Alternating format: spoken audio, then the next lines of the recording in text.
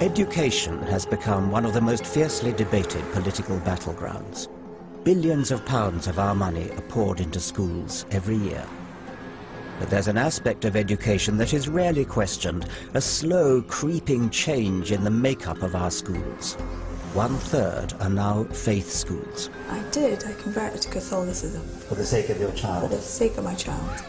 If you come to our school, they're very much open minds. What we are trying to indoctrinate is a view that faith matters. Some say parents must be able to educate their child in their faith. Do you believe that parents have the human right to choose the education for their children or not? Others fear this is limiting and divisive. To separate yourself off from the rest of humanity is deeply, deeply tragic. Isn't it time for our society to rethink what is best for children? I want to explore the balance of rights between a parent's right to educate a child in their own faith and the children's rights to determine their own beliefs and approach the world with a genuinely open mind.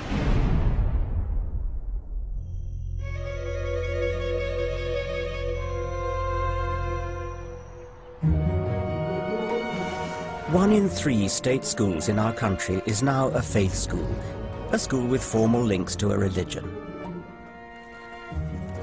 These schools have extraordinary privileges. Because 60 years ago, churches provided half the money for their schools, many were allowed to discriminate on religious grounds in selecting pupils based on parents' faith and in recruiting staff. They could also have the freedom to teach their own syllabus of religious education, RE. Today, we taxpayers fund the running of these schools and also pay up to 90% of the cost of building them. But the problem is the churches held on to their special powers in their schools. And then the government under Tony Blair made a decision that changed Britain forever. It oversaw the foundation of over 100 new faith schools, including Muslim, Hindu and Sikh schools, along with 42 academies sponsored by Christian organisations. A big man for a big job. Charles Clarke's waited a long time for this. This man was Education Secretary under Blair. Why did he open the floodgates? You could say, well, we're only going to keep it that you have Christian and a tiny proportion of other faith schools. I think that leads you into serious risk of discrimination in relation to saying it's okay to have a Christian faith school, but for the sake of argument, not a Muslim faith school, which I think is not acceptable, and therefore you've got to have the same rule for all. I understand Charles Clarke's desire not to discriminate against minority religions. I agree we need one rule for all, but I think the government turned the wrong way. It should have abolished the faith component altogether, not rolled out more faith schools. Now, you can make a logical argument, I completely understand it. In fact, I first was a co-author of a pamphlet about this in 1978, which says abolish all faith schools.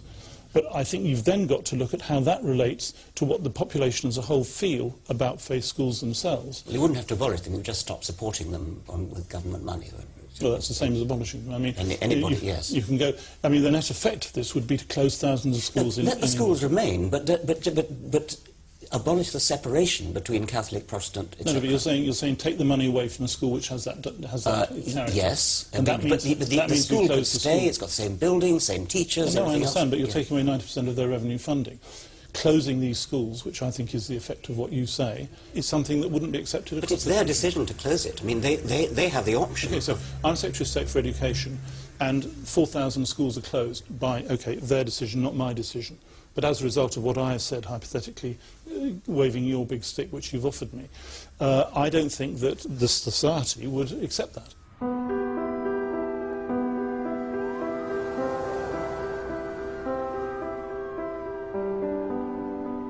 Having been a key player in this huge gamble with our country's education system, you'd hope there'd be more enthusiasm and conviction in Charles Clarke's backing for faith schools.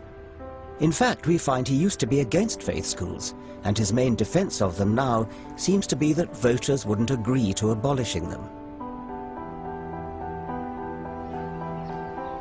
And I'm not at all convinced Charles Clarke is right about public feeling.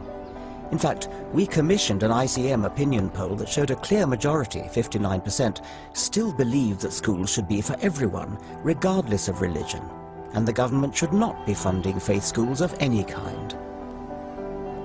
I believe the government must act and take the faith out of faith schools.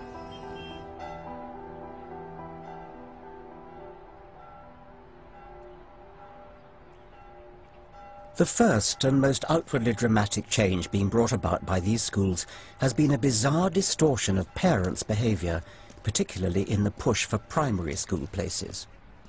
About 7% of the British population worship in church, but around 36% of primary schools are run by the churches, and they can select pupils on the basis of parents' faith.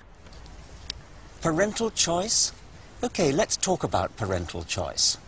Suppose I'm a parent living with my children exactly here in Oxford, where we are standing now.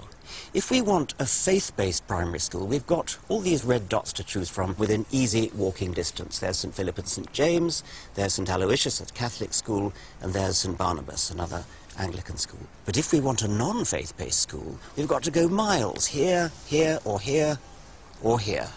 Parents who wish to exercise their choice of a non-faith-based education for their children are effectively discriminated against. They're excluded from 1/3 of British state-funded primary schools. How do parents feel about this? I've come to Mumsnet. Justine? Richard. Hello. How nice to meet you. Thank you for very coming. much for having me. Welcome to Mumsnet Towers. Mumsnet is a web forum where parents get together online using pseudonyms to chat freely about issues involving their children. I'm here to ask about their experience of faith schools. Slug is saying it's not that we're forced into a choice, it's that we were excluded from state-funded schools because of our lack of faith. It would be unacceptable, of course, to exclude people on the basis of their race, but somehow it's okay if it's their parents' religion. Joe Bounds' son is excluded from all 3 of the local primary schools, 2 Anglican and 1 Catholic, on the grounds that his parents are not churchgoers.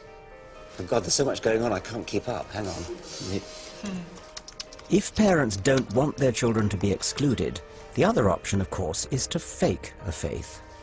Our neighbours trot along to church every Sunday, rolling their eyes as they go, all so that their children can go to the local school. Well, we seem to be hearing that again and again.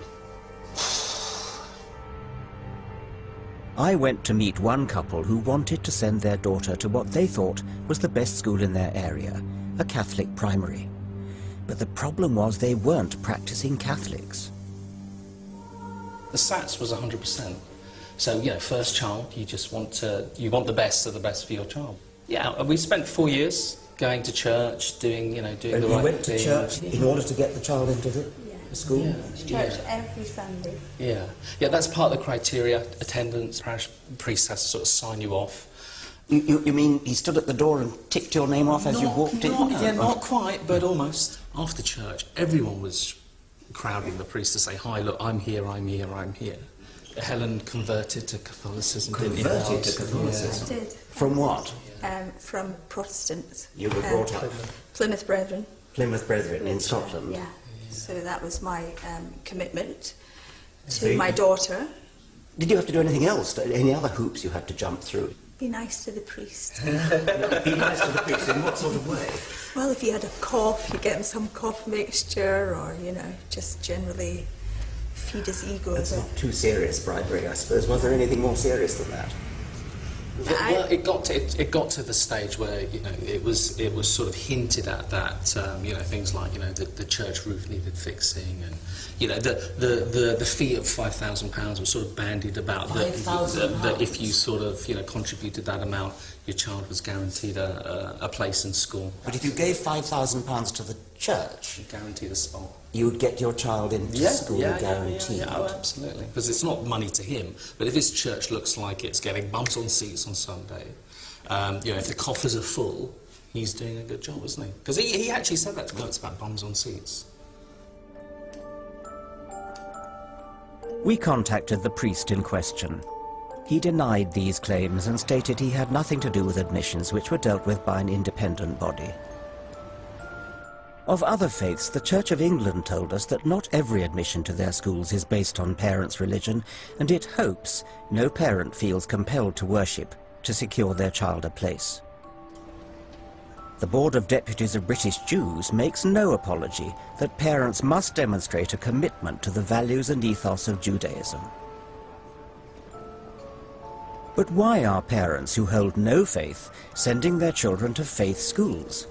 It seems to be about results. League tables show that of primaries last year with perfect SAT scores, 2/3 were church-run. So what's going on? Are faith schools better? Surely God isn't helping pupils in exams. Through a massive analysis of 500,000 primary school pupils, this man now has the authoritative answer. We could compare children who live in the same postcode, so you'd be comparing houses next to each other. And if you do this and compare children in these very similar circumstances, one going to a faith school, one not going to a faith school, you find actually the rate at which these children progress is very, very similar. There's not much of a performance advantage when measured on these terms. So the kind of upshot of that is that really all the performance advantage that you observe for faith schools is to do with the motivation of the parents, it's to do with the background, their wealth. So the evidence suggests that the idea that improved results in faith schools are due to faith is a myth. It's about the social level of pupils and the pushiness of parents prepared to jump through hoops to get their children selected. Do we conclude from this then that parents are wasting their time struggling to get their children into a faith school? Well, this is what you're looking at the data that we've got, and that's what the conclusion you would come to. It might seem that there's nothing deeply wrong with parents making a pact with beliefs they don't hold in order to get their children into faith schools. A little harmless hypocrisy, perhaps.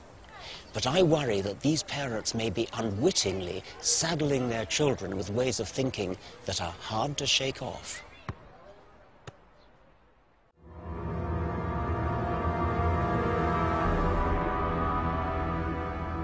One in 3 schools in Britain is now a faith school, and their number is increasing throughout our green and pleasant land. As a non-believer, I have concerns about this, but not for the reasons you might imagine. Remember now thy Creator in the days of thy youth, while the evil days come not, nor the years draw nigh when thou shalt say, I have no pleasure in them. Perhaps surprisingly, I'm in favour of religious literacy. As we glide over the English countryside, I really feel that in order to understand England, the village cricket matches, evensong, harvest festivals, the weddings and christenings, you need to have an appreciation of the cultural heritage of England, and that includes Christianity. Equally, if you're to understand our wider world, the Muslim Quran and Hindu Bhagavad Gita deserve study.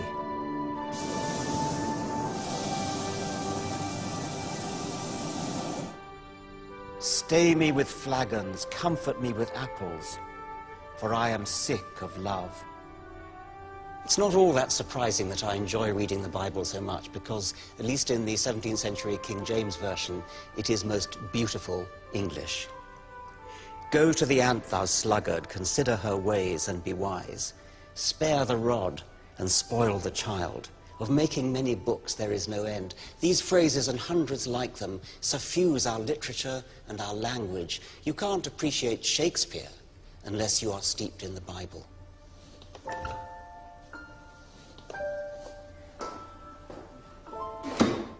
While I think it's important all schools teach about the culture of religion, I'm worried that faith schools are allowed to do far more.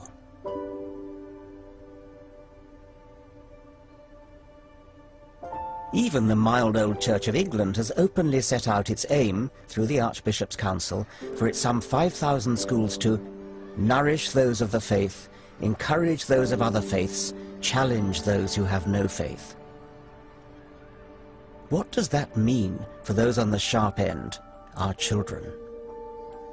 I suppose what we are trying to indoctrinate into is a view that faith matters. What you would expect here is to find that the collective worship means something. But the main aim is to not just learn about major faiths, but to have something of an experience of faith. One of the things that's very difficult to do when you're older is to make a decision on something about which you know nothing and have experienced nothing. So it would be very easy for someone to say, oh, religion's all a load of rot, without actually ever having encountered what it's like lived. And so the Christian Foundation enables some of that to be part of these children's experience, not in a way that expects them to sign on the dotted line, but to say, this is what it is like. It's part of your learning and your education to see how it works.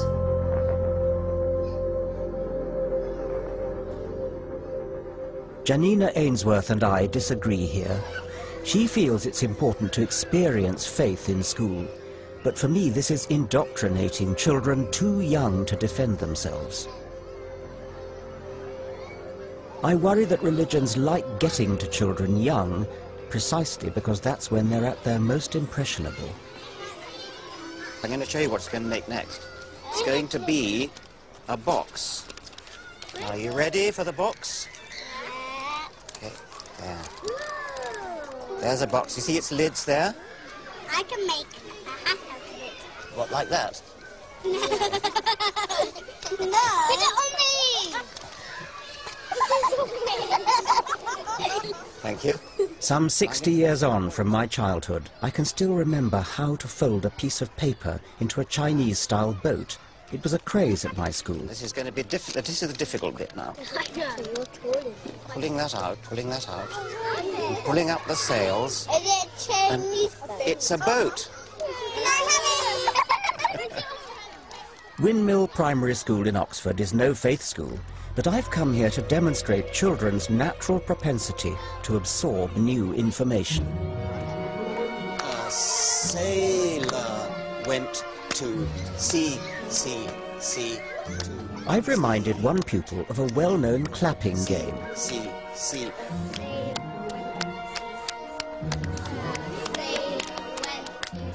Within minutes, others pick up the game, pass it on to friends, make connections and adapt it with variations.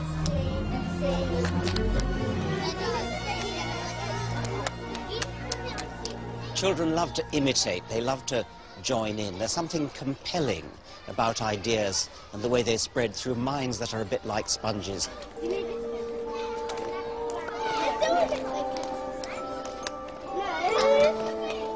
What children absorb at a young age can last a lifetime.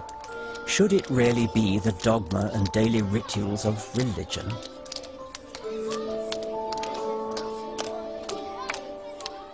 And faith schools do much more, of course, than hymns and prayers. The hard edge of the indoctrination goes on in RE, religious education, for which many faith schools teach their own syllabus, and often parents contribute money for the lessons.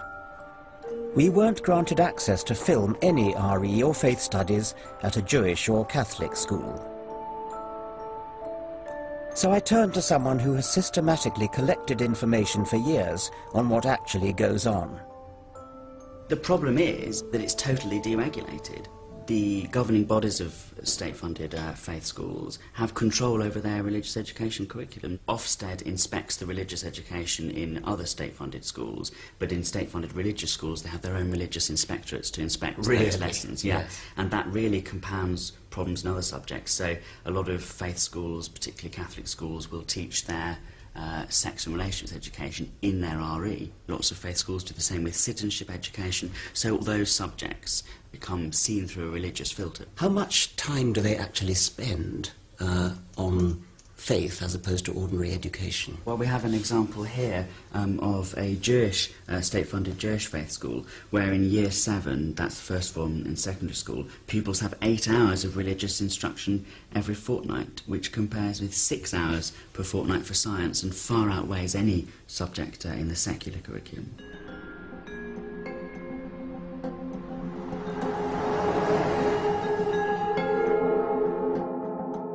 One faith was brave enough to open its doors to filming.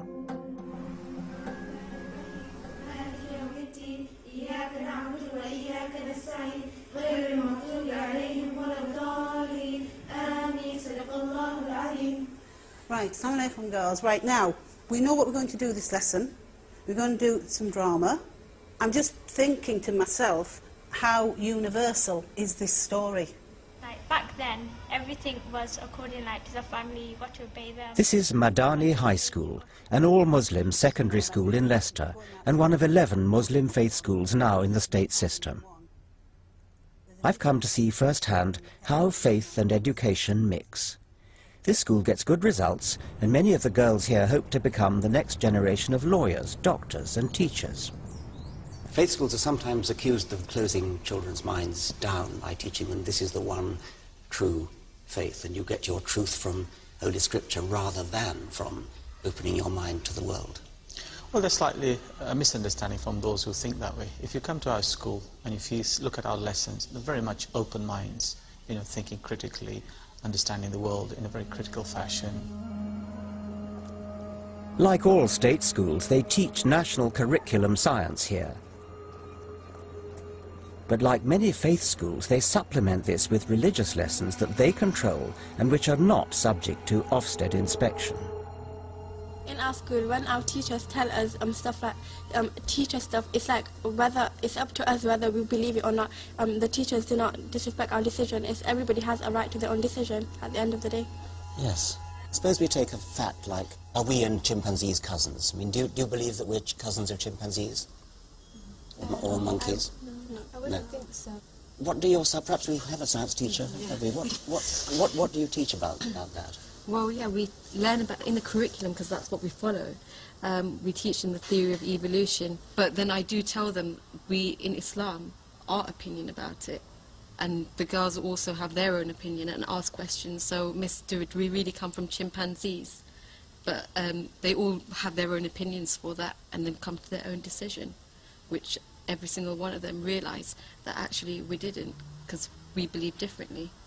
Every single one of them comes to the conclusion that we did not evolve. Yeah. Everybody in your science class, everybody in the school comes to that conclusion. Well, in my class, yes, they did. How many is that? I mean, well, I teach 60 year 10 students, so right. 60 of them. And all 60 of them end up rejecting evolution. Yes, because obviously they have their beliefs, which is Islam. Yeah, about evolution. Evolution is that human evolved from apes and stuff. But if there are still apes here, then how did human evolve from apes? This is the commonest question I ever get. What's the answer of your science teacher to that? But I wanted to point the question to you because I wanted to know your opinion. Well, I'm going to give you the answer, but we've been told that your science teacher teaches the theory of evolution. I'm interested to know. That's exactly what we teach them, that humans evolved from apes. Yeah. And through natural selection, we became humans. And her question is, why are there still apes? Well, I'll tell you why there are still apes. Firstly, we are not just evolved from apes, we are apes. And when animals evolve from other animals, it's not that they supersede them. It's not that we've evolved from chimpanzees. Chimpanzees and we have evolved from a shared ancestor who lived about 6 million years ago and who was neither a human nor a chimpanzee. There's a bigger point at stake here than evolution, of course. What's worrying is that a school that says it wants its pupils to be open-minded is, through its religious training, also guiding them to reject factual evidence at the very core of science and rational thought. Where does that lead? The school's job is to provide all the information. It is up to the individuals to see what they believe and what they don't believe. So I'd like to leave the choices to these young people. Yes, so you think that matters of scientific fact are a matter of personal choice based on traditional faith? Well, none of the reports that I've read says that evolution is a scientific fact. Just as there's a scientific theory which says evolution is there's another perspective, from a faith perspective, that says, no, God created all human beings. But I hope you'll see that from our young people, evolution is only one small thing in their lives, and probably an insignificant thing in their lives. It's not a small thing in the life of a science teacher. She will teach children things which are contrary to the entire scientific community. Now, that's not a small thing, that's actually quite a large thing. If science says one thing and the Quran says the other, who do you go with? Well, I'd like to believe that because science, scientific knowledge and Quran are essentially from the same creator, there won't be a conflict. The conflict will probably arise in our understanding of those facts. Well, that sounds reasonable to me. If you pardon me for offering advice of me, you are never going to win the fight against evolution. It is a fact. What you should do is to look at the Quran and reconcile it with evolution, which is what the Christians have done. In RE, we learned about science and the Quran. By the end of the day, we all came to one conclusion, that the Quran is evidence of science. So, what science has proved to be just recently is already proved in the Quran 1400 years ago when it was written. But that doesn't include evolution, apparently. No, it doesn't. So what does it include? It includes stuff like the shape of the earth, about the mountains, how they secure the earth. And how in the sea the two waters, they don't mix, the salty water and the drinking water, so it's pure for us to drink. They don't mix, but they pass through each other. Salty water and fresh water don't mix in the sea? No, it's like It's a natural barrier. I was shocked that RE elbows out science like this. So you think the Quran is a good source of scientific information? Yeah. Right. Yeah. Yeah. Right, and you're the one who wants to be a doctor, is that right? Yes.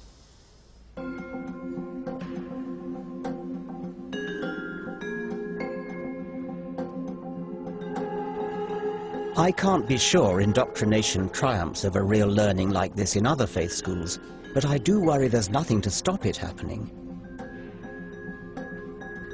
I think RE must be taught critically so that the factual evidence of history and science are properly respected. In my view, RE should be part of a national curriculum and subject to Ofsted inspection like other subjects.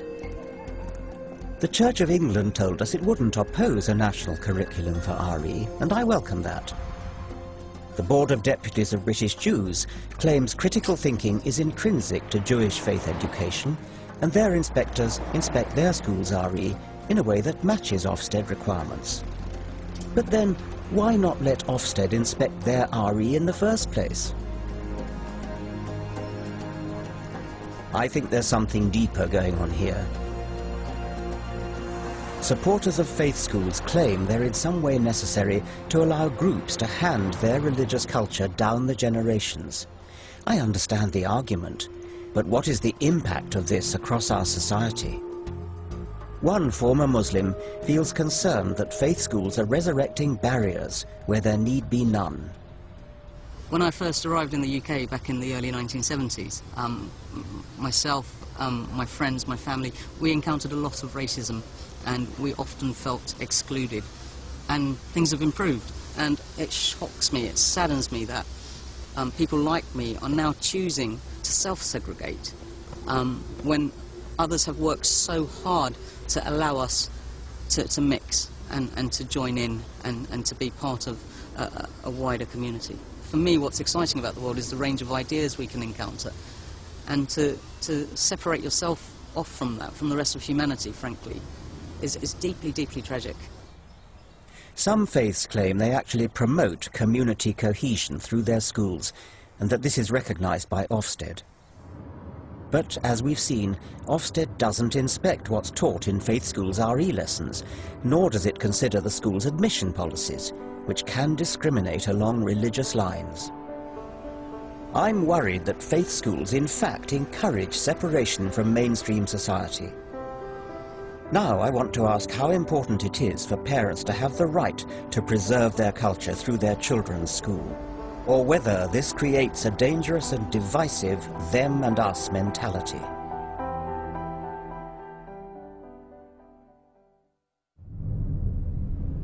Faith schools are on the march in this country. One of the key claims of their supporters is that they create a confident sense of identity amongst pupils. But that very sense of identity tends to set them apart from others schooled to believe in a different God or a different theology. In not mixing at school, surely there's a danger that these children will grow up as strangers.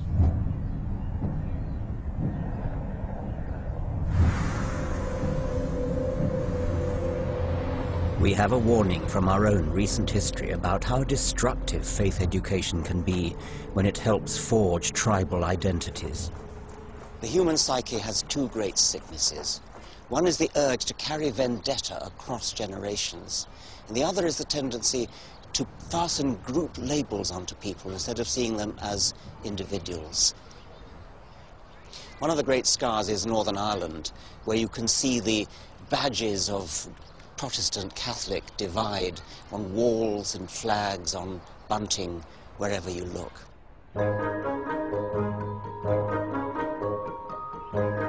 Nowadays, some of this may be put on for the benefit of gawping tourists. Thankfully, Northern Ireland seems on the verge of a new era. Politicians, police and professions, both Protestant and Catholic, are working together. But one area the Good Friday Agreement couldn't touch, tragically, was education, which threatens to reopen the sectarian divide. For children, the tribal divisions start in the nursery.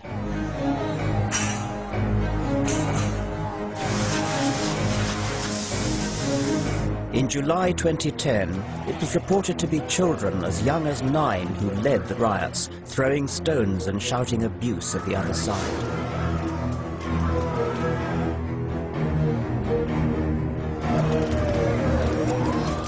Around 95% of pupils in Northern Ireland go to either a Catholic or a Protestant faith school. Most of them never have the opportunity for a proper conversation with a member of the other faith.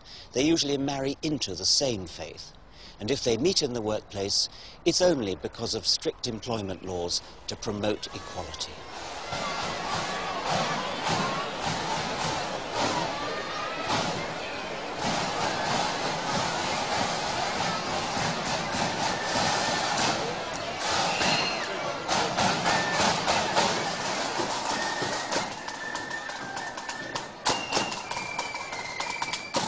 Surely here, of all places, they can't see segregated faith schools as a good thing.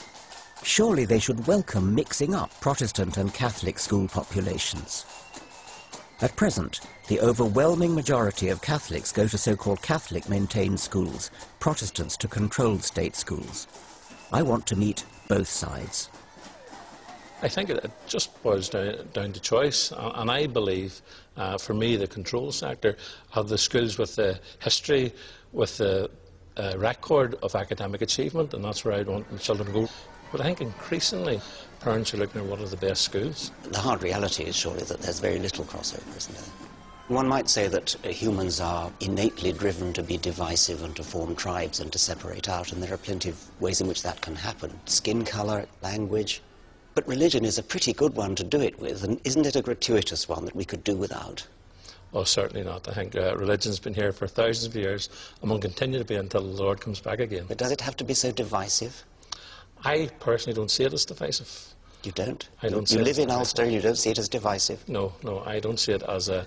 I see it as us having differences, and hopefully we can work through those differences. Differences relate to our theology, the way we worship. I believe all our churches in need of a reformation, and I'd love to see another reformation come.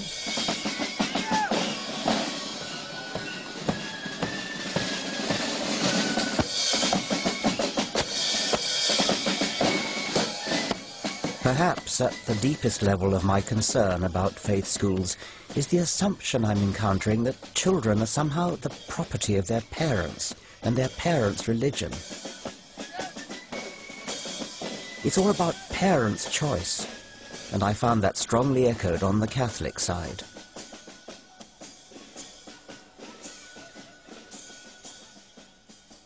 Our Catholic schools, our Catholic ethos adds value, gives a sense of belonging, a sense of community. That's what parents want for their children. A child to a parent is a very blessed thing. And the vast majority, almost all parents, will do what they think is right for their child.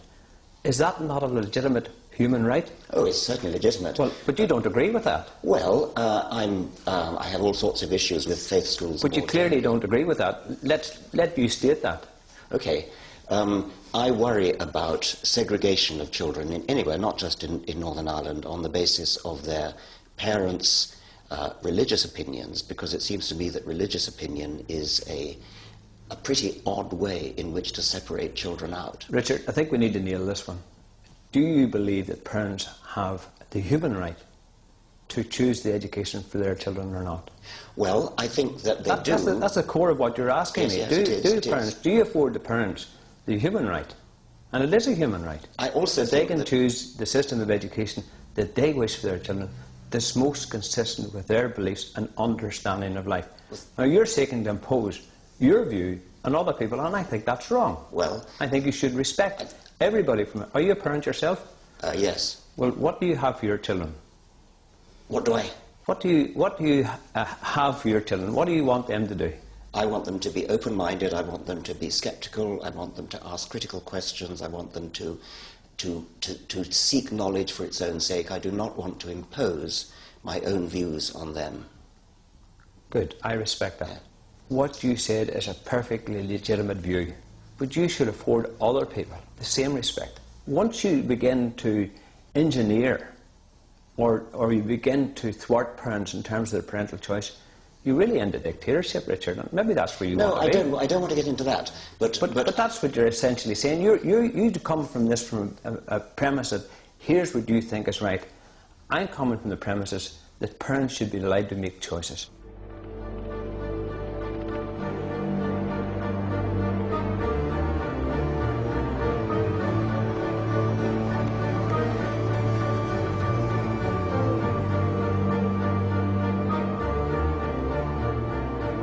I do believe in taking the faith out of faith schools, and yes, that would impinge on both the Reverend Gibson and Mr. Flanagan's rights as parents to choose their children's education. But look at the result of parents' rights as exercised in Northern Ireland. Are parents' rights so important that we allow them to risk dividing the two communities forever? The trouble with rights is that there are conflicts between opposing rights. What about the right of free expression versus the right not to be offended? In the case of education, children have rights as well as parents. Children have the right not to be indoctrinated, not to have their parents' beliefs forced down their throat, but to make up their own mind after a proper, balanced education.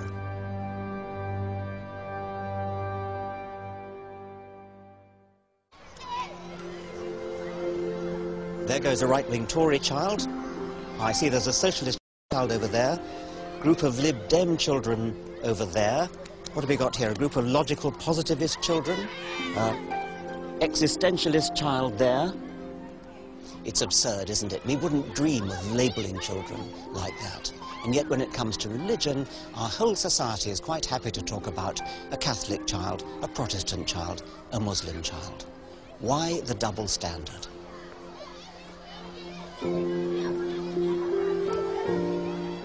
I've already set out why I think presumptions like this, rooted in the very idea of faith schools, are a growing menace.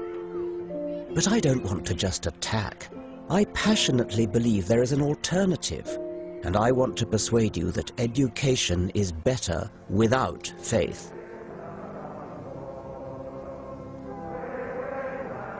I feel strongly about this because when I was a boy, I thought very traditionally and believed in God.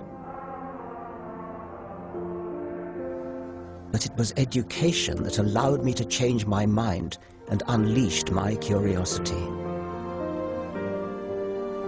Any teacher or parent may influence children in many ways. We all have baggage. So how do we best respect a child's right to learn with a truly open mind? Young children are uniquely vulnerable to simply believing what adults tell them. So my starting point would be to give them tools to sort fact from fiction. When my daughter was 10, I decided to write a letter to her, asking her to think for herself about how we know the things that we know. How do we know, for instance, that the stars, which look like tiny pinpricks in the sky, are really huge balls of fire like the sun and are very far away? I mentioned one good reason to believe that anything's true, which is evidence, and I mentioned 3 bad reasons. There's tradition. Believe it because our people have always believed it. It's been handed down over generations. The trouble with tradition is that no matter how long ago a story was made up, it is still exactly as true or untrue as the original story was. There's authority. Believe it because your parents do. Believe it because a priest does. Believe it because a teacher does. Or because a holy book does. That's another bad reason to believe anything. And finally, revelation. Believe something because it just feels right. And next time somebody tells you that something is true, why not say to them, what kind of evidence is there for that? And if they can't give you a good answer, I hope you'll think very carefully before you believe a word they say. Your loving Daddy.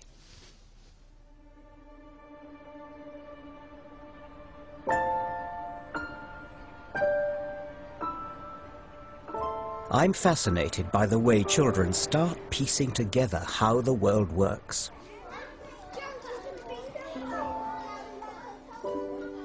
I've come back to Windmill Primary School to look at a new scientific study of how children are naturally biased to believe certain kinds of, ultimately religious, explanations.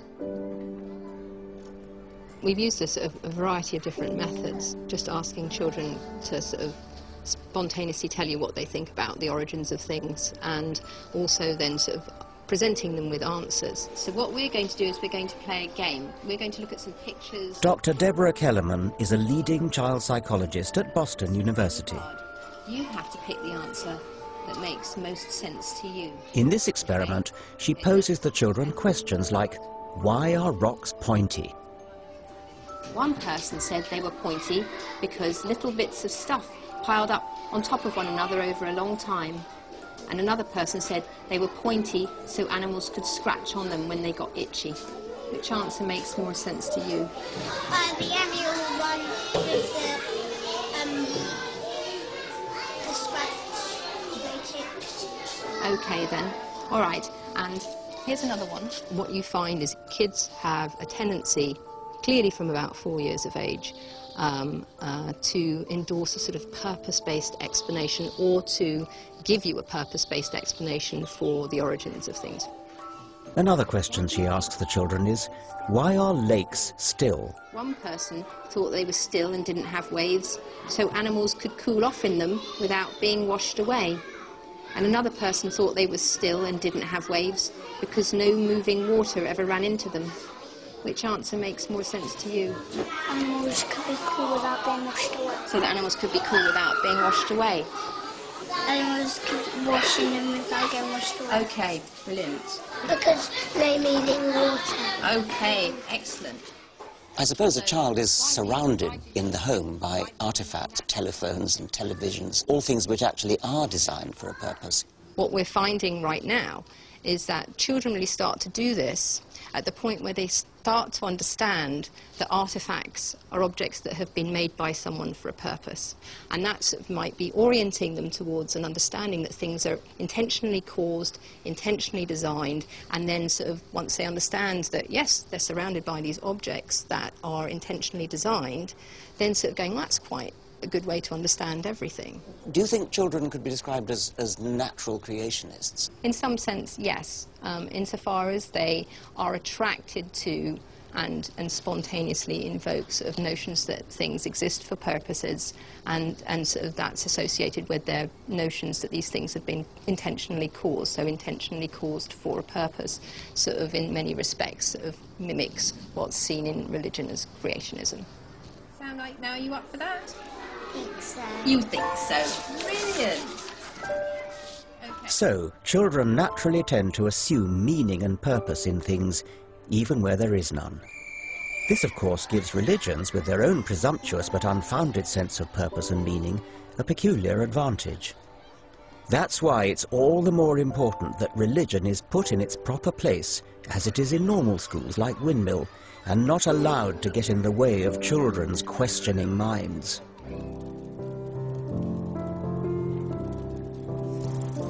Rather than indoctrinating children in faiths that can only preach a limited view on the deep questions of existence, how much better instead to fire children's curiosity about all the extraordinary questions we have yet to answer.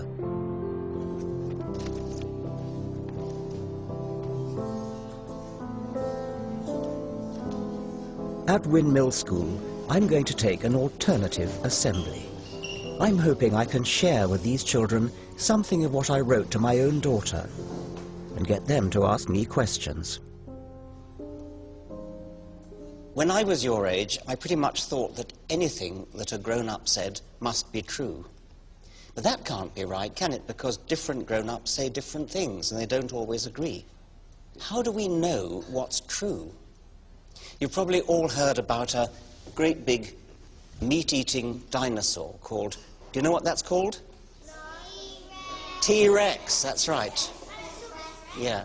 Tyrannosaurus Rex. Now, if I tell you that T-Rex was about as long as a double-decker bus and was taller than an elephant, it'd be very sensible of you to ask me how I know these amazing things.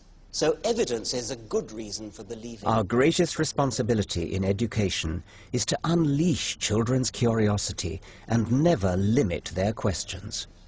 You and I are really very lucky. We're lucky because we live in a country with a long history of thinking for ourselves and asking questions. We're lucky because we live in the most extraordinary world. It's a real world of real evidence. And I hope that you'll enjoy finding out much more about its wonders.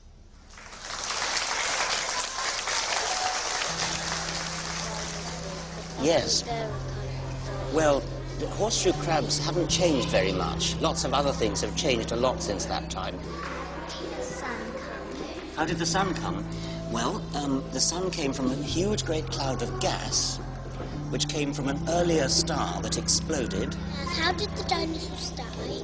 Well, probably what happened was there were lots of fires, and there was a huge lot of steam and smoke and dust, and a great big cloud formed all around the Earth, and so the sun couldn't get through. That's what people think, but nobody really knows, and you have to ask what the evidence is. Professor Dawkins sparks controversy when he blames religion for much of the world's pain and suffering. That's The God Delusion, next Wednesday at 9. And this Saturday at 10, Richard Dawkins extols the genius of Britain, demonstrating that its great scientists and inventors have created the modern world. Next tonight, a Time Team special on the secrets of Stonehenge.